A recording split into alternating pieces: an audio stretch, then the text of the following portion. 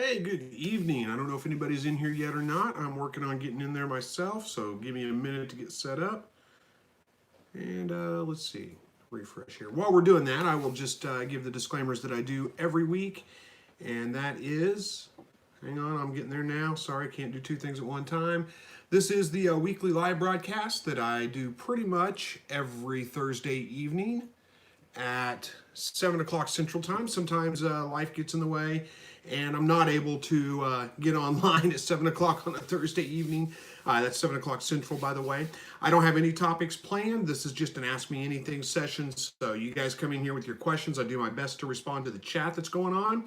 If you come back after the broadcast is aired, you'll be leaving comments rather than a chat, and I'll get to those eventually, hopefully. I try to answer every comment that comes in on videos as well. I don't always get to them all, but I do my best. And anyway, so just leave me a comment in the chat section. Leave me a chat, I should say. I do my best to answer every single one of those. If you see me, watch the chat. Don't just spam us with, over and over and over again.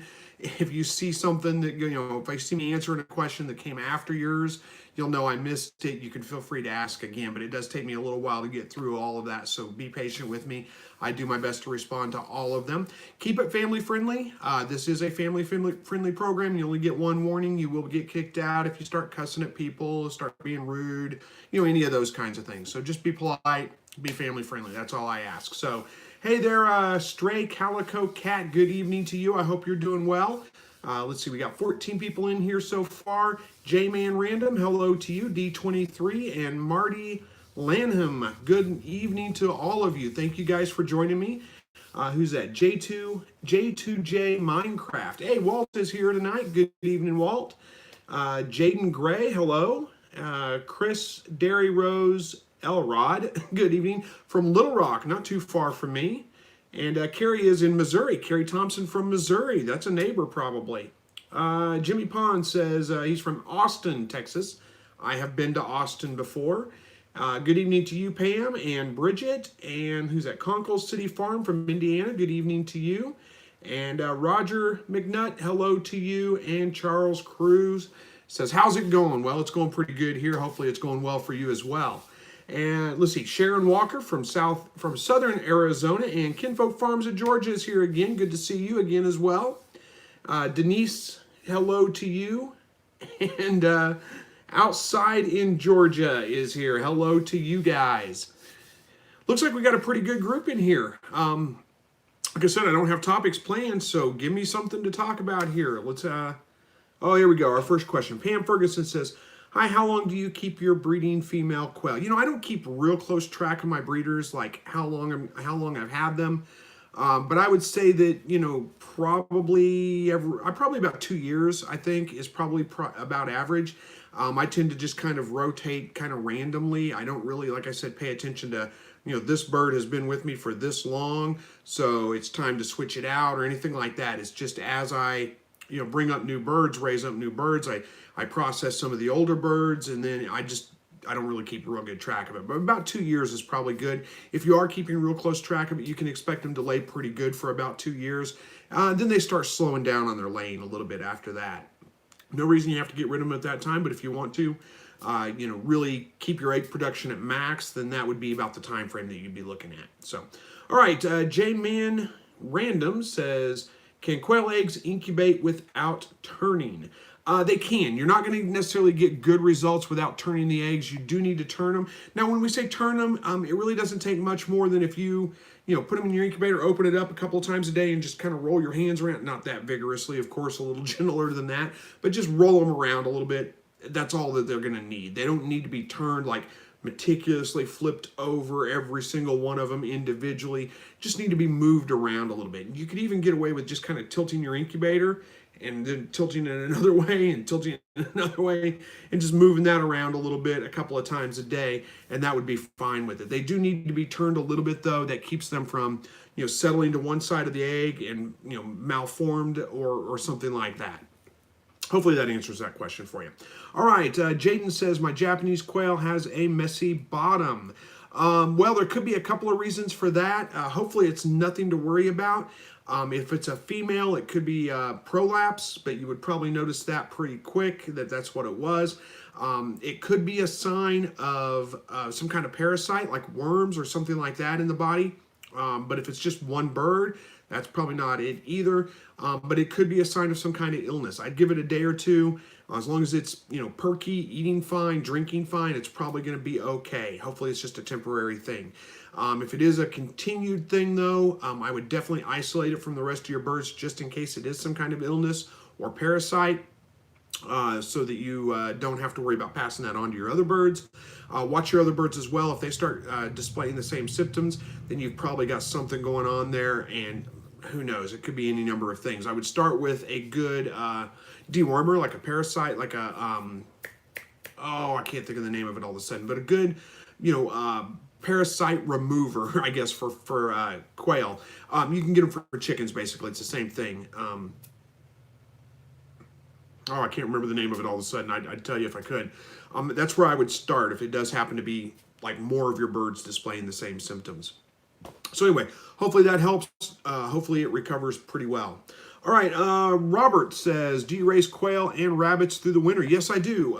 I don't typically do a lot of incubating in the winter because it is just I don't like to have to clean out brooder boxes. And when the birds get to be about 4 weeks old, the brooder boxes start getting pretty messy pretty quick. And in the wintertime when it's below freezing, I do have to keep them in brooder boxes a little bit longer, like up to 4 weeks. So I don't typically do much quail, incubating the eggs, hatching quail in the wintertime, in the dead of winter, but that's the best time for breeding rabbits.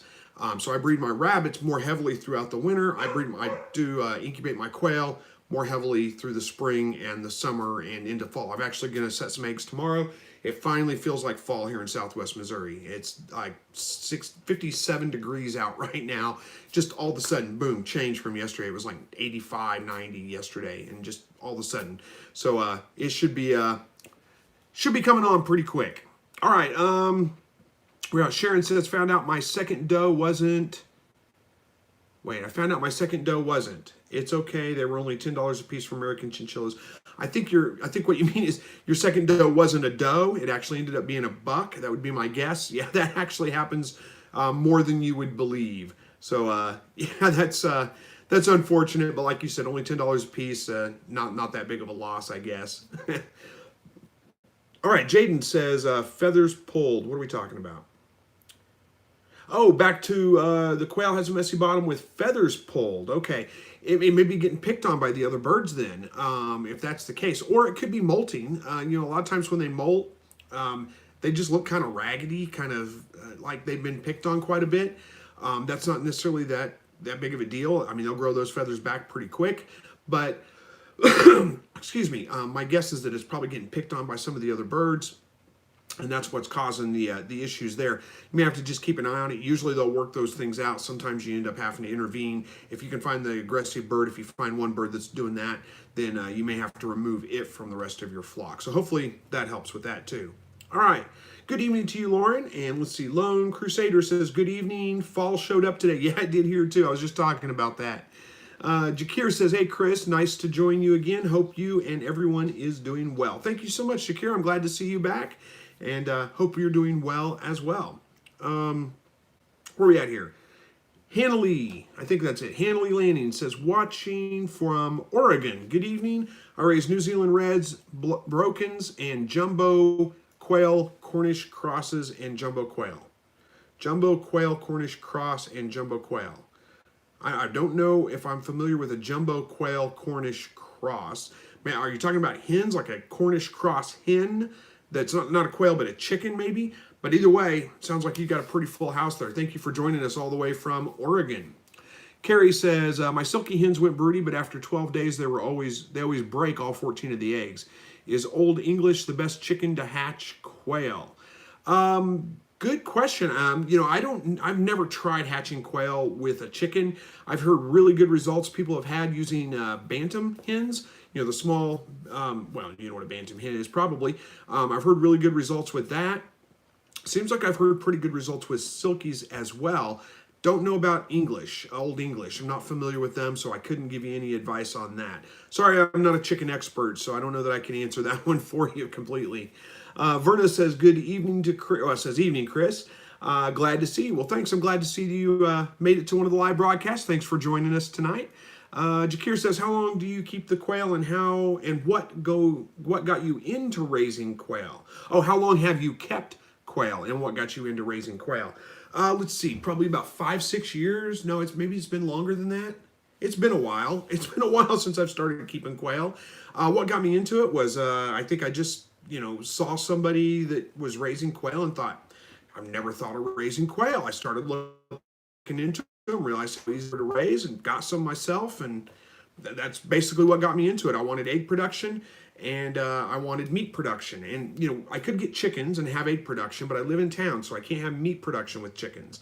I can't have a rooster to fertilize eggs, and I can't have that many chickens to make it worth raising chickens for meat. So quail is just an obvious, it just seemed like the perfect fit, and it was. So that's kind of what got me into raising them.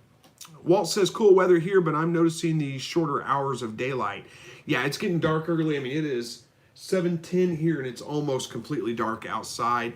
Sun's not coming up till about almost 7 o'clock in the morning. So we're looking at just about 12 hours of daylight today. It's going to get even shorter the next couple of days. All right, Bridget says, if quail are missing feathers from aggression, is it safe to eat the meat? Yeah, it's fine. And unless they have some kind of terrible infection, it's fine. You don't have to worry about it. The aggression of other birds isn't going to affect the meat at all. All right, let me grab a drink here. All right, Robert says, if you don't have a quail egg turner for your incubator, what can you do if you just have a chicken egg turner? You can actually incubate quail eggs with a chicken egg turner. You can't fit as many eggs in there as you could with quail egg turner because the cups are smaller, they take up less room. But I've done it before, and it worked just fine. The quail eggs sit in the cups just fine, no problem. So it will work. You can do that. Save up and buy the rails. If you've got like a little giant chicken egg turner, they sell the quail rails. You don't have to buy a whole new turner, just the rails themselves, and you just switch them out, and it works pretty well. But you can use the egg turner you've got right now. It'll work just fine. You just won't be able to fit as many in there. All right, Straight Calico Cat says, I'm trying to incubate supermarket quail eggs, as I saw people on YouTube tried it before and succeeded. Do you think it will work out? It's hard to say. There's so many variables that go into that. Are they even fertile to begin with? If they are, how cold did they get? How old are they? There's so many things. Who knows? Try it out and see. Best I can say is good luck with that. I hope it works. I wouldn't be surprised if you didn't get something to hatch out of that. All right, Jaden says, let's see. Okay, thanks, mate. Okay, that's mate. Oh, thanks for the reply is what you're saying, basically. Well, you're absolutely welcome. That's why I'm here. So, all right. Is that Kara? I don't know how to pronounce your name. I'm sorry, Kara. I'm going to call you Kara. I don't know if that's right. Sutton says diatomaceous earth. However, diatomaceous earth is what you're talking about. However, it's spelled. Was there another part to that? Because you just have just diatomaceous earth with a question mark. I'm not sure if you're asking questions about it. I personally, if you're asking me what my thoughts are on diatomaceous earth, excuse me, I personally don't really like it. And the things I don't like about diatomaceous earth is it is a broad spectrum killer. So if you apply that to things, it kills everything, and not people. Of course, well, it could, but that's not what we're talking. That's not what I mean. What I mean by broad spectrum is it kills every kind of bug out there. Your fleas, your ticks, your pests like that, it will kill those, but it will also kill bees and butterflies and your pollinators and your predator bugs and all those beneficial good insects that you want in your garden, you want in, just around. It kills all of those things. So I don't like that. I also don't like that it can be dangerous for your respiratory system. There are, instances where chickens being treated with diatomaceous earth have developed huge respiratory problems because of the dust. I just don't, there's times and a place to use it. It works well for certain things, but I wouldn't use it as like any kind of preventative measure or on a wide scale. I would keep it to a bare minimum. That's my thought on diatomaceous earth. All right, Walt says the feathers are going to come off in processing, so why worry? Yep, I think you're referring to if they've got some feathers pulled from aggression, is it meat good to eat? Yeah, you're right, Walt. It actually does make it a little bit easier on you, doesn't it? Marty says, I bought 2.5-acre homestead this summer and I wanted to raise rabbits. How important is it, or is it not important to start with purebreds? You know, that really depends on what you're looking for, Marty. Personally, I'm looking for fast production. I don't want my rabbits, I want them to get to butcher weight by 8 weeks. And for that, it is probably pretty important to get purebred rabbits. They tend to be a little bit better with that. But if you're okay with waiting 12 weeks for babies to mature, or 13 weeks or whatever it takes for them to get up to butcher size, 5 pounds roughly, then it's not as important for you to get purebred rabbits. My experience with crossbreeds is that they do tend to just not mature as fast. I mean, the babies tend to grow out a little bit slower. So I do like to have purebred rabbits. Now, with that being said, the rabbit I've got right now, she is a purebred, and her babies take about 12 weeks to get to butcher size. And it's not that big of a deal to me. If I had an option to get like a really good purebred rabbit, I might go ahead and do that and trade her out. I've got room for one more. So who knows, maybe I'll do that at some point. But it's not that big of a deal for me right now. I'm just kind of in a spot where it's a little bit easier right now. I've been so busy with things. It's a little bit easier not to have a whole bunch of extra rabbits on hand. So, but anyway, hopefully that answers your question, Marty. If you can find purebred rabbits, they're always a great choice. Make sure you get good breeding stock, and I would visit, if you find purebred rabbits, especially if they're asking a premium for it, I would really try to view the rest of their breeding stock, ask them some questions. Hopefully they're telling you the truth about, how long it takes the babies to grow out, some of those kinds of things. All right. Bridget says, Walt, the skin sometimes seems scabby. Can't remove it from the meat very easily. Well, that's true. If they're picking out feathers, yeah, you're probably going to have scabs on there. I usually skin my quail anyway, though. In fact, I always do. I think it would be very, very difficult to remove feathers without removing skin from the bird, but I may be wrong. But yeah, that's a good point. It may be difficult to remove the skin or the scabs from the skin itself. But really, there's not much more to a quail than the breast. So, unless it's that area that's really causing the problems, that's, you're probably fine with that right there. So, hey, Gustavo is here. He says, hi, teacher. Well, I'm not the teacher. He's really more of the teacher, but that's, I've talked about him before. I've talked about Gustavo before. He is the guy that he's trying to help me learn Spanish, although we haven't had a chance to talk, and good grief, it's been about a month since we've actually got a chance to speak to each other because things keep coming up and I haven't been able to make it.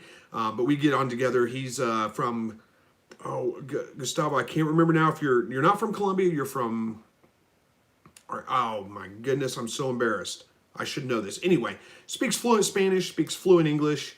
My Spanish is very, very bad, very limited, and he's very patient with me, helps me to, we get together and he speaks with me in Spanish and is very patient for me whenever I try. Chile, there we go, Chile. I knew that. I knew it. Like I said, so embarrassed.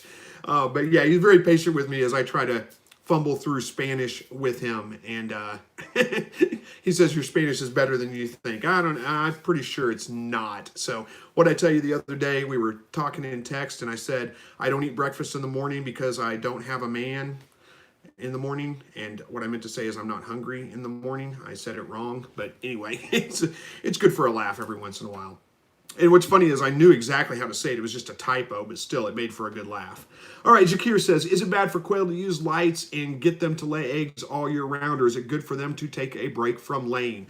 It really comes back to personal opinion on that. I tend to give mine a little bit of a break in the dead of winter. Here we have not super harsh winters, but we do get cold, and really the dead of winter, around late December, January, and into early February is generally our coldest time of the year. I tend to give them a little bit of a break during that time because it's usually well below freezing anyway. So the eggs are all freezing and tend to crack.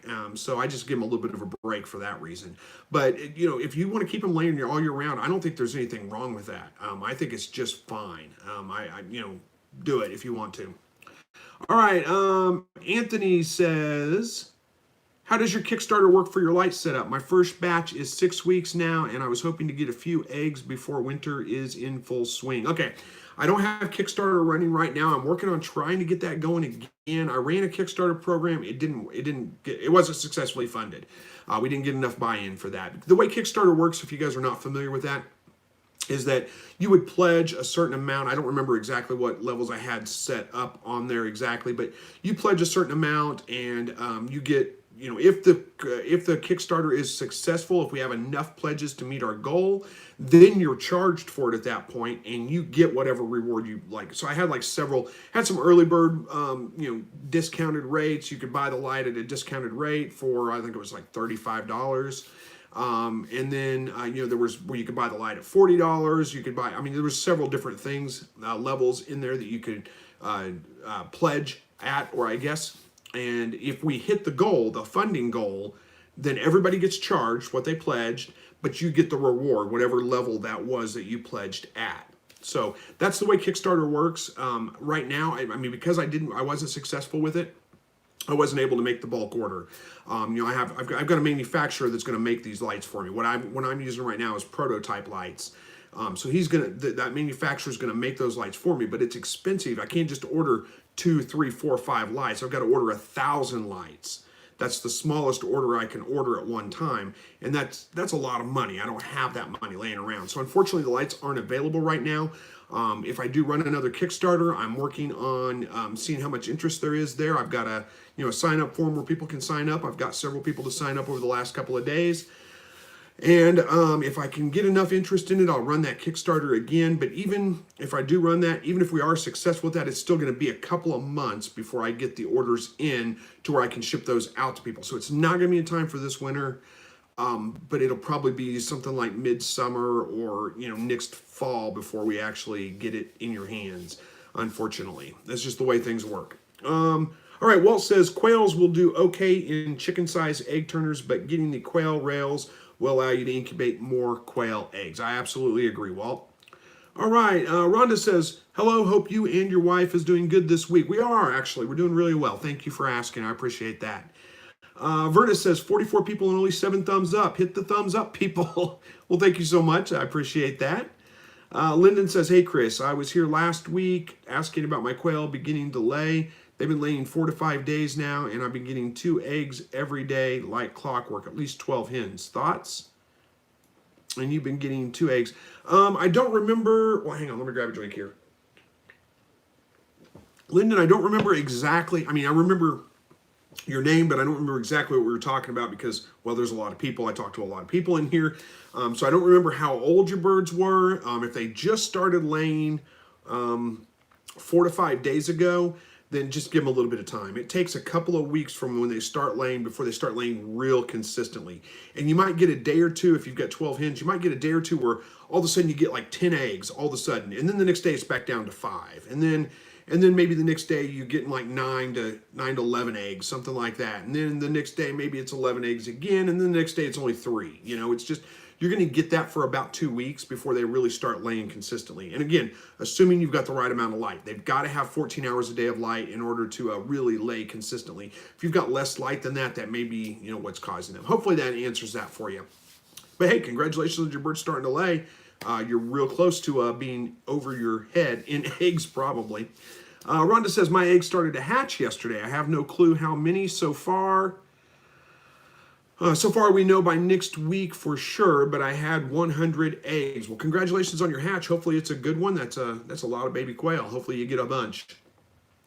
All right, the name that I'm not sure how to pronounce, Shakir, I can't remember. I'm sorry, I've forgotten. I don't know how to pronounce your name. I'm gonna make it wrong no matter what, I'm sure. It says, I love watching you. It's helped a lot with me gaining confidence with the quail. I was nervous at first, but then saw how easy it actually is in the long run. Well, fantastic. I'm so glad to hear that you're finding my videos helpful, and thank you very much for watching them. I appreciate that. Funky Farm says, hey, Chris, just wondering what a good rounded rabbit diet is. I was also wondering if I could keep a male and female together in a large hutch and separate the female when she is pregnant. Okay, 2 things on that. I would not keep a male and a female together for a couple of reasons. One is you can't control the pregnancy. You don't know when it's going to happen, when it's not going to happen. She could be pregnant, you don't even know it, or you could think she's pregnant and she may may not be. I mean, there's all kinds of things that could be happening that way. It's probably not a good idea to keep them together. Also, what else was I going to say about that? Females can get very territorial. So keeping them together, there's a good chance that she's going to get sick of him being around, and she's going to turn on him, and they can beat up the males pretty bad. So it's probably best to keep them separate. Just introduce the female to the male when it's time to breed, but keep her in her own hutch. That would be my opinion on that. As far as a good rabbit diet, commercial rabbit pellets, and some hay. Timothy hay is what I use. That's probably the easiest way to do that. If you want something besides pellets, if you're looking like you want to feed them a natural diet, then there's definitely the option to do that. That is not my area of expertise. To me, that's much harder. To me, it's much more difficult to keep up with. So I don't really have the expertise in that, but you can look. There is a really good book, Beyond the Pellet. It's called Beyond the Pellet. You can look that book up. That will give you the instructions on how to feed a rabbit a natural diet that's not pellets. But me personally, it's rabbit pellets, commercial rabbit pellets, and they're all pretty much the same. So really, any of those are going to be just fine. And Timothy hay. I just give them as much hay as they want to eat, and just as many pellets as they're going to clean up within 24 hours. All right. Chris Harris says, good evening, just checking in. Well, thanks for stopping by. I appreciate it. J2J says, can you tell if a quail is ready to lay? Not really. There's not really an easy way to know when they're ready to lay. Just, I guess when your roosters start crowing, that's a pretty good indicator that it's coming soon because they're hitting sexual maturity, but I don't know that there's any way to look at that bird and say they're about ready to lay an egg.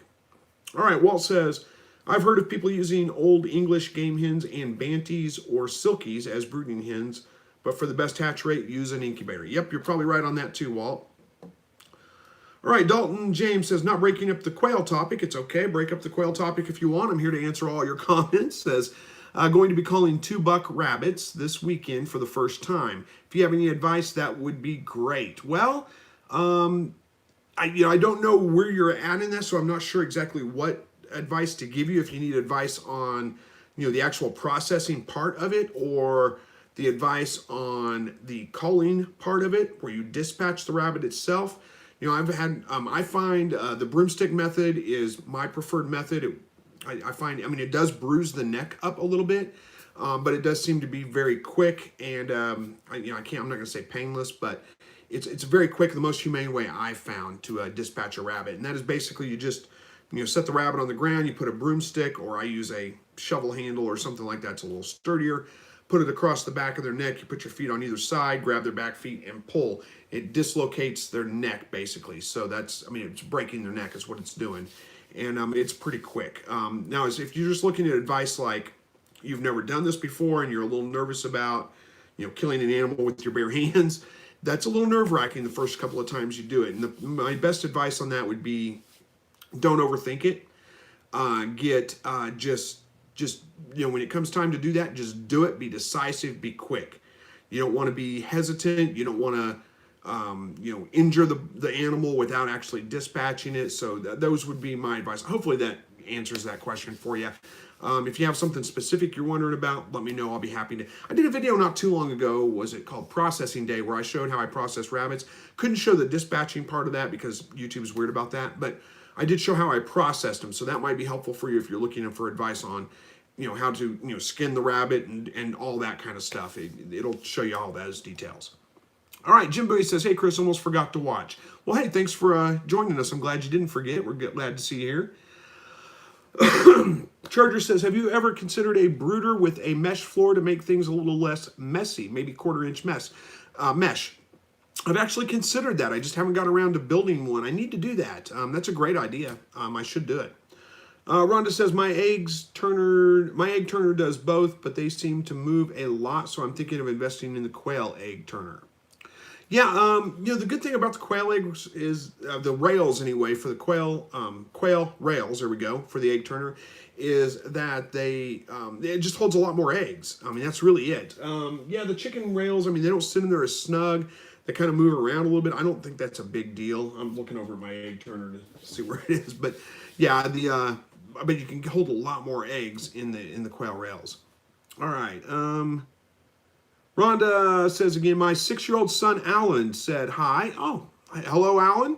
Wanted me to tell you he likes your videos. Normally they are in bed, but I let them stay up tonight to watch the live stream. Well, hey guys, I'm glad you got to stay up late tonight. Make sure you get some sleep tonight, though, and get up for school tomorrow, because otherwise you'll never get to do this again. But thanks for joining us tonight on the live stream. I appreciate it.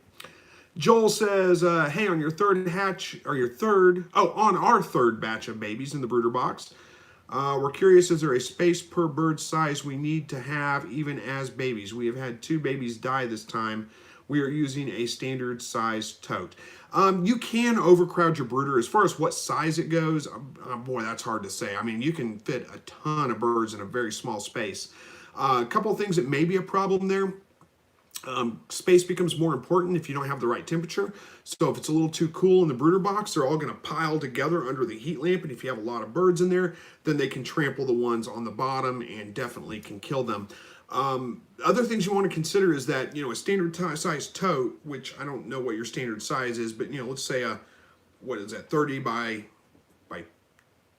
what are they, 12 inches, 16 inches wide anyway. So what is that, like 6 square feet in there, maybe? Probably not, like 5 square feet. You may be able to fit like 30 baby quail in their newborns, but at a week and a half old, 30 is going to be really, really crowded. So you need to consider that, how long you're going to have them in the brooder box before they go out. I try to keep, and I think mine are like 36 inches. No, they're probably 30 inches by 16, something like that. And I try to keep it under like 25 or so in there. It does start to get crowded the last week because I usually keep them in there for about 2.5 to 3 weeks.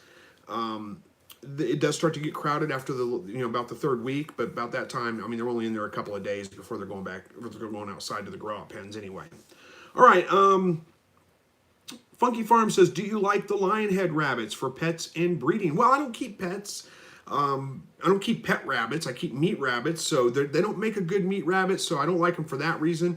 Other than that, I don't really know a lot about them. They're cool-looking rabbits. I've seen some at pet stores and things. They always seem pretty friendly. But I couldn't tell you if they make great pets or not because I'm just not a pet keeper, unfortunately. Sorry, I can't answer that one for you. Walt says, don't use too much diatomaceous earth, only when needed. Yeah, I agree with you on that, Walt. Lauren says, can you make... Oh, I scrolled, lost it. All right, can you make more money with New Zealand white pelts or Rex pelts?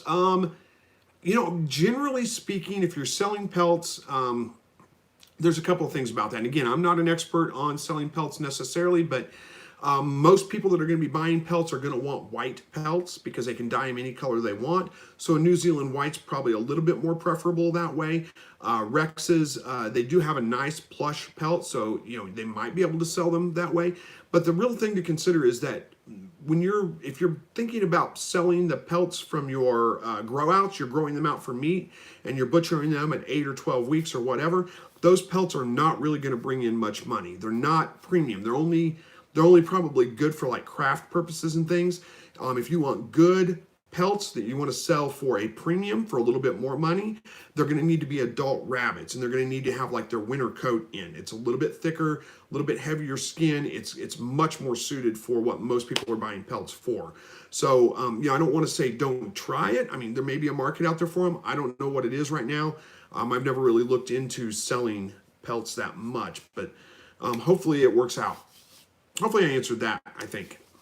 All right, Shakir says, have you ever raised quail on the ground? And if so, what is your experiences in doing so, such as cleaning, in ease, etc.? I've never really raised them on the ground like in a tractor or anything like that. I think if I was going to do that, I would raise them in a tractor so I can move it around pretty frequently because there will be a ton of mess, especially if you keep them pretty well crowded. Or densely packed, I should say, not crowded. You don't ever want to keep them crowded. But I've seen people do that. It seems like a great option. I don't see any reason not to. The quail are perfectly happy on the ground. If you want to do it, do it. You just need to either have really big space or you need to have tractors where you can move it around frequently so they don't just build up waste in the same spot. All right. Excuse me. Stray Calico Cat says, my wife is lagging, so just got back. Oh, my Wi-Fi. That makes more sense than my wife. My Wi-Fi is lagging, so just came back from loading the live stream again. I live in a tropical climate and it never really gets below 30 degrees Celsius unless it's raining. Hopefully the eggs are somehow fertile. They should be. As long as you got enough light on them, 14 hours a day, there's no reason you shouldn't expect fertile eggs. And Kinsey is here. Hello to you, Kinsey. Good to see you. All right, Walt says, if you're selling quail eggs, you might want to think about using lights year-round so you don't lose customers. Good advice, Walt. Kinsey says, what breed of rabbit, male or female, would you recommend for someone just starting out? I get this question quite a bit. It's, it depends on what you want. There's a lot of different rabbits out there that'd be great. If you're looking for meat production, which I assume you are, it's hard to beat a New Zealand white and a California rabbit crosses. Purebreds, but crossbreed them for your meat production. So I usually get a California buck, a New Zealand white doe, and then crossbreed them. There is such a thing as hybrid vigor, and the babies do tend to do much better whenever you breed two purebred rabbits of different breeds together and cross them. That first generation tends to do very, very well. So I always suggest something like that. But there's lots of different breeds that are great. Silver foxes, American chinchilla, what else? Florida whites, Rexes even make a decent meat rabbit. I know I'm forgetting something, but anyway, there's a whole bunch of them. But again, it's hard to beat New Zealand whites and Californias. They're the most popular ones for a reason. They tend to do really, really well. Hey to you, hello to you, Mr. Stingray. Good to see you. He says, do you know what type of quail is the best? My favorite's the Jumbo Pharaoh. And jumbo meat makers, they're pretty much the same thing. There's not a ton of difference between them, but they're nice big birds. You can look at them and tell males from females pretty easily. They very consistent layers. They grow out fast. And what else more can you ask for? Those are my favorite. They also tend to be a little bit less aggressive than some of the other kinds of quail. All right, let's see. Walt's got some advice for Stray Calico Cat. Says, Coturnix quails do well in tropical heat, given shade and fans or a breeze, and wants to know where you're located. All right, Rhonda says, hoping to have 2 litters on Monday. The one I know for a fact is pregnant. The other, I'm not sure. This will be her first litter. You're talking about rabbits, I'm assuming. So, well, good luck with your kindling. I hope it all goes well, and hope you get lots of babies out of there. First-time moms can be, a little finicky. You might want to keep an eye on her for the first, the day that she's supposed to have them. I'd keep a pretty close eye on her, check on her pretty frequently, make sure she has the babies in the nest box, not on the cage floor, that kind of stuff. But good luck with them. I hope it goes well. Peggy says, any way to keep ants off newborns? We have lost 4 to ants this week. Newborn rabbits and ants? Good grief, I'm sorry to hear that. If you've got, I'm assuming you've got raised off the ground hutches, you can do something like coat Vaseline around the legs of the hutch. That keeps the ants from climbing up there. Depending on what kind of ants they are, they do make some specific ant. I'm assuming there's something like a fire ant or something like that. If you're losing rabbits to them, or even birds to them for that matter. Anti-fuego is a pretty good fire ant. It's specific to fire ants and it works pretty well. There's a couple of other things you could try. Let's see, Promethium. Would be a good thing. Spray it around the base of the hutch. Don't spray it on your rabbits or anything like themselves. Those things would work pretty well for that too. Those would be my suggestions. All right, Rhonda says, do you think if keeping multiple males in one hutch and multiple females in another hutch, no one is pregnant? What do you think of keeping multiple males in one hutch and multiple females in another hutch? Excuse me. I think we're talking about rabbits again. Unless they're grow-outs, I really like to keep rabbits individually. They're not really pack animals. They don't need to live together. I know there are times where rabbits will bond and they seem to get along just fine.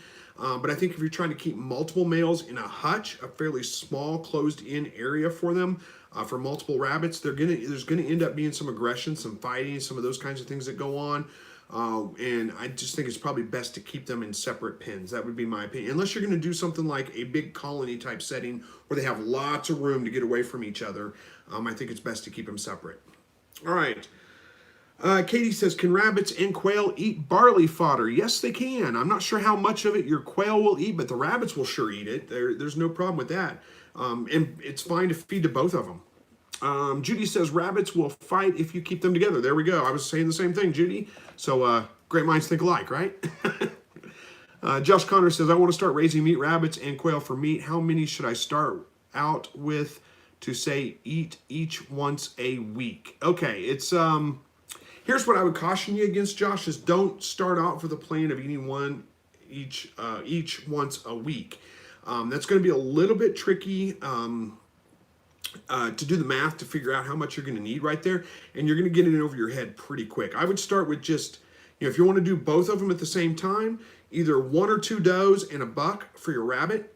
You might start with just one of each and then have a litter and get used to the process, see what it's like, and then you can always ramp up from there. As far as quail, I would start with maybe 5 or 6 hens and a rooster or 2. Well, I'll probably go 5 to 10 hens and a rooster or 2. And then you can collect the eggs up and you can incubate those and hatch them out and get used to that process of dealing with all that stuff. Before you jump in and say buy, like 100 birds. I keep, and I don't eat quail every week, but in a lot of ways, quail is easier.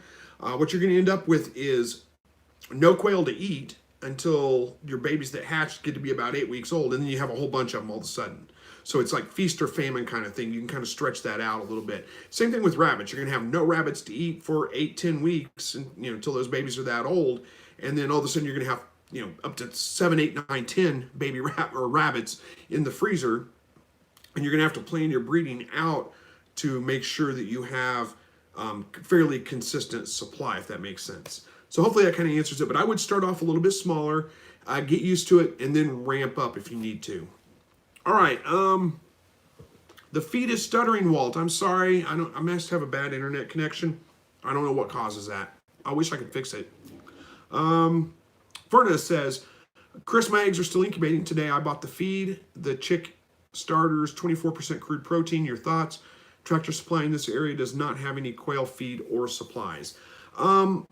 Chick starter, 24% crude protein. That's not bad. 24% is fine. They'll probably do just fine on that. You might look for turkey starter. Sometimes it's a little bit higher protein. My bet is that if it's chick starter from Turkey Supply, it's probably medicated, which is okay as well. I personally don't like to use a medicated feed, but it's okay. It's not that big of a deal. Don't stress about it. You might talk to them and see if they can order something in for you. They may not carry it in the store, but they may have the ability to order it and ship it in for you. You also might look and see if you can find a local feed store. Often they're going to have better deals. They're going to have a better selection, and they may be able to order more stuff than what Tractor Supply could. But 24% is fine. Look at the calcium. Make sure it's at least 1.5%. And you should be okay. All right, Judy says, dominant males might even castrate the others. We're talking about rabbits being kept together fighting. Yeah, I agree. That can definitely happen. Same thing with the does. The does can get very, very territorial and really get pretty aggressive with other rabbits. Chris Harris says, I got a pair of quail egg scissors, $3.50 for 2 pairs. They work great for raw eggs. Nick's purchase is a quail hard-boiled eggs peeler for $40. I haven't tried the egg peeler. I just don't eat that many hard-boiled quail eggs, but for $40, that's not bad. I might pick one up. I didn't know they were that cheap. But yeah, the quail egg scissors, a must-have. You got to have them if you're cooking with a lot of eggs. There's no reason not to. They're fantastic. Verna says, I did find the perfect water for the mason jar, for the brooder, and rabbit cage. Good. I'm not sure what kind of mason jar water are you using for the rabbit cage. I don't know of any. But they've all that I know of have plastic bases, and I think the rabbits would chew that up pretty bad. But who knows? I may be wrong on that. But yeah, the ones that I use for my quail brooders are mason jar tops, but they are. It's a real thin. It's like, well, they're in my Amazon shop. So if you guys go to the Amazon shop, you'll see them in there. They work great for the quail. All right. Stray Calico says, to Walt, I live in Singapore. It's quite rainy here these days, but the temperature never really gets below 20 degrees Celsius, even when raining. Sounds pretty nice. TSC can order in quail feed or use game bird feed. That's what Walt says. Yeah, they might be able to. I haven't really checked to see what they can actually order in. Who knows? Judy says, I use a pellet gun to terminate my rabbits because I'm disabled and don't have the strength to break the neck. Hey, there's nothing wrong with that. I've used a pellet gun before, and it works okay. I do like that method better. I think it's a little bit quicker, but you use what you have, and that works. Verna says, TSC here did not have high protein wild bird feed, only songbird feed. I can get better on Amazon. Well, you're not looking for wild bird feed. You're looking for game bird starter or turkey starter, though. You might check with them on those specifically. But yeah, I haven't been able to find feed online cheaper, but who knows? Hopefully you can. Dave is here, says hello to everybody. Good evening, Dave. Mike says, how cold can the quail handle? I live in Wisconsin. I don't know what the coldest they can handle is. I mean, we typically get down below zero and stay below zero for extended periods of time. My quail have always done just fine as long as they have a windbreak. And I've talked to lots of people that live way further north than me that get way colder and said their quail did just fine as well. As long as you have a way for them to get out of the wind, they usually can handle it just fine. All right, Marty says, what's your opinion about grass-fed rabbits using a rabbit tractor? Hey, if you want to do that, do it. No problem with that. If you plan on feeding them primarily on grass with no pellets, you're going to have to expect them to grow out a lot slower. But again, there's nothing wrong with that. If that's what you want to do it. I don't see any problem with it.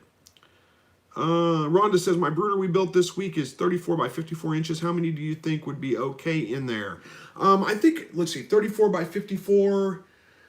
Trying to think of the size of that. That's a pretty good size brooder. I think you could probably get, let's see, 34 inches is about 3 feet.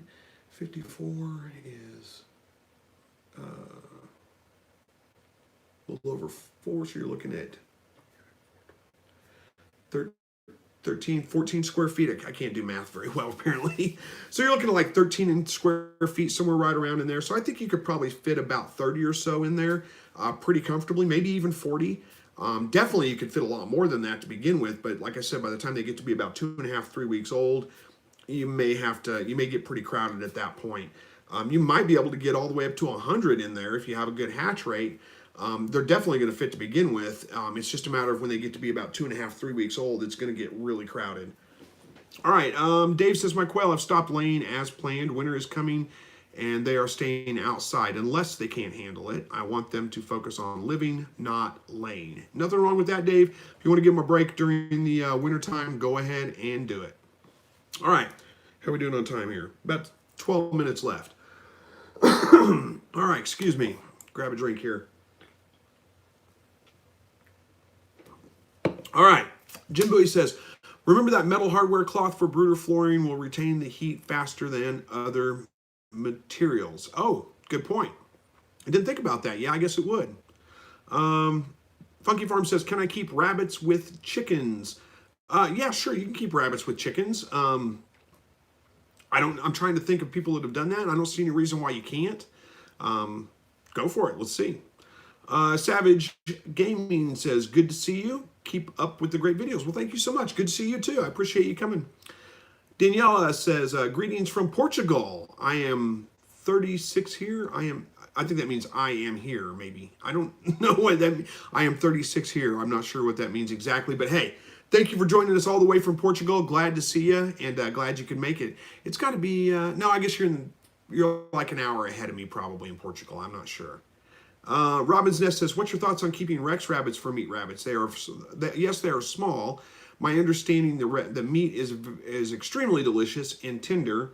I heard this from an old timer. Can't remember his site. I don't know that Rex meat is any different than any other rabbit meat. Rabbits are pretty much the same, but they are smaller rabbits if you're talking about mini Rex. But they're, standard Rexes aren't that small. They're pretty decent sized rabbits, and they make decent meat rabbits. There's no reason you shouldn't keep them. But yeah, I don't think there's anything wrong with it. All right, Deer Creek Homesteading says, how long should you wait before rebreeding rabbits? Well, I guess that depends. I mean, are you talking about rebreeding them after they've had babies? I always give them at least, I wait till the babies are about 3 to 4 weeks old. That gives them a little bit of time, depending on how long I'm going to grow them out, when I'm going to move them off. That usually gives them a little bit of time, a couple of weeks without babies before they're going to have another litter. If you're talking about like a failed litter, for some reason they either didn't have babies, they had the babies, but they all died for some reason, something like that. I always give them about a week and a half, 2 weeks before I would rebreed them again. You can rebreed them faster than that. I like to give the does time to recover. So that's just the personal way that I would do it. All right, Allie says, our rabbits seem to dump their food and water daily. What can I do to stop that? Get J feeders that hang on the outside of the cage so they can't dump them over. That's what I would suggest for that. Or wire it to the side of the cage so it can't be dumped over. For the waters, I would go with like a gravity water system or water bottles, something like that hang on the cage with just the nipple on the inside for them to drink out. Now in the wintertime, you're going to have to go with, well, it depends on where you live, I guess. If it freezes there, you're going to have to take that stuff down. You're going to have to go back to water bowls. I use large rubber Crocs. I don't know if they're tipping those over all the time, then I don't know there's a whole lot you can do to stop them from doing that. Again, you might be able to wire it to the side of the cage somehow so they can't actually tip it over. That's the only thing I can think of. All right. Funky Farm says, can I keep female rabbits together too in a 4x4 hutch on the ground? 4x4. I don't think I would try that, honestly. I think they need a lot more room if you're going to want to keep it, unless you're just talking about grow outs, growing them out for a short while. There's a good chance again that the rabbits are going to start fighting with each other, and it's probably not a good idea to keep them together. It's probably a better idea to give them their own space. All right, JD Sloth says, would brother and sister breeding result in muddy gene pool with quail, or does that no affect their chicks? I guess theoretically over time it can. With quail, it's not that big of a deal. I mean, you really don't know which one. There's no way to avoid that easily anyway. You don't know which ones are which, who's the father, who's the mother. You don't know. So I don't know that there's any way to avoid that. Over time, yes, it can do that. But we're talking over a couple of years, multiple generations. So as long as you bring in a little bit of new blood every great once in a while, you're not going to have any problems. It's nothing to worry about. All right. Verdi Young says to Walt, they did not impress me today. But at least with Amazon, I know I will get what I order, and when I need it, I use them for my dog supplies as well. Okay, makes sense. Yeah, I've used. I don't buy dog food and things off Amazon just because it's more expensive than what I can get it locally. The shipping basically is what causes it.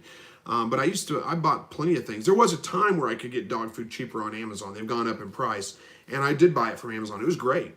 Just delivered right to my door. I didn't have to go to the store and get it or anything. It was great. Peggy says, we have a raised hutch for the rabbits, but the mama, the first-time mom, keeps having them on the ground, and it is fire ants. She also had 2 last week and 2 today. Is that normal? I wouldn't say that's normal, but it's not incredibly abnormal either. It sounds like she probably had access to the male and wasn't necessarily controlled as well, so she probably got bred several times over the course of over course of time. So that may be causing some issues with that. But again, first-time moms, that could be the reason with it too. Again, if it's fire ants, antifuego, look into that. That's a really good fire ant eliminator. And those things are hideous. Fire ants are terrible. We don't have them here. So that's the other thing you can do is just move north, and you'll get rid of the fire ants. Rhonda Sneer says, Josh, I think that depends on your family size, talking about how many rabbits you would need or whatever. Says, my family is large, so we need 4 to 5 rabbits per meal. 4 to 5 rabbits per meal. Good grief, that's a lot. And quail, we need 15 to 20, depending on how hungry we are. Quail are easier to dispatch, that's for sure. I did rabbits this past week and was crying like a baby. I never cry with quail. Yeah, it's never easy, quail or rabbits, to to dispatch something, but you just got to do it. I mean, it's just one of those things. Funky Farm says turkey starter is about 30% protein. Generally is, so it makes a good substitute if you can't find game bird starter. Verna says, no, not medicated. I made sure of that. Good thinking, Verna. So sounds like you got a pretty good feed there. I don't see any reason that it won't work. Josh Connor, thank you. Oh, you're absolutely welcome, Josh. Let's see. Verna says, no rabbits, only quail. Using a rabbit cage for the quail as I'm raising them in my apartment. I'm not sure if I was responding. Either way, there's no reason you can't. The one thing I will say about rabbit cages is usually the flooring has pretty big squares in it, and you may want to trade that out or put some hardware cloth or something over that so it gives them a little bit more comfortable on their feet. Where are we at here? Jay says, finally got our grow out quail gender identified. First time at it. I'm blind without reading glasses and didn't have them on hand when going through the gang.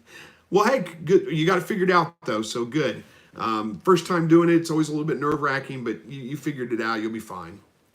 My local feed store, this is Walt. My local feed store carries game bird for $17 for 50 pounds. And then he says 3.5 to 4.5 square feet. Is that the... I think you're probably responding to something else, Walt. But yeah, $17 for 50 pounds. Feed stores are the way to go. You usually get it much cheaper there. Where I can get it, it's like $14, I think, for a 50 pound bag. So I have to drive a little ways to get it, but it's definitely worth it. All right, Jay says, so 2 males got in under the radar. Too bad they were not my preferred color variety because I don't think they can be integrated with the bachelors at this point, right? It may be tricky. It depends. Winter's coming. If you turn the lights off, they don't have any extra light. When they start getting down to 11, 10 hours a day of light, they're going to stop crowing. They're going to stop being hormonal, and you might be able to mix them in just fine, no problems. And then again, you might be able to just throw them in with the roosters right now and let them just kind of fight it out and work it out. A lot of times they will. It's not that big of a deal. It's hard to say for sure. David Butler says, just thought I would stop by. Thanks for the videos. Thanks for stopping by, David. I appreciate that. Judy Lynn says, I've had rabbits with chicken. Talking about whether you can keep rabbits and chicken together. Yeah, I don't see any reason why you couldn't. Shirley says, first time catching your chat. Well, thanks for stopping by. I appreciate that. And let's see, Squatched in Alabama. Howdy, folks. Sorry I'm late. Well, we're keeping track. We're going to mark your attendance down as tardy. And I'm just kidding. Thanks for stopping by either way. Larson says, can a buck rabbit service 3 does in a 2-day period? Will there be a decrease in litter size? It's possible.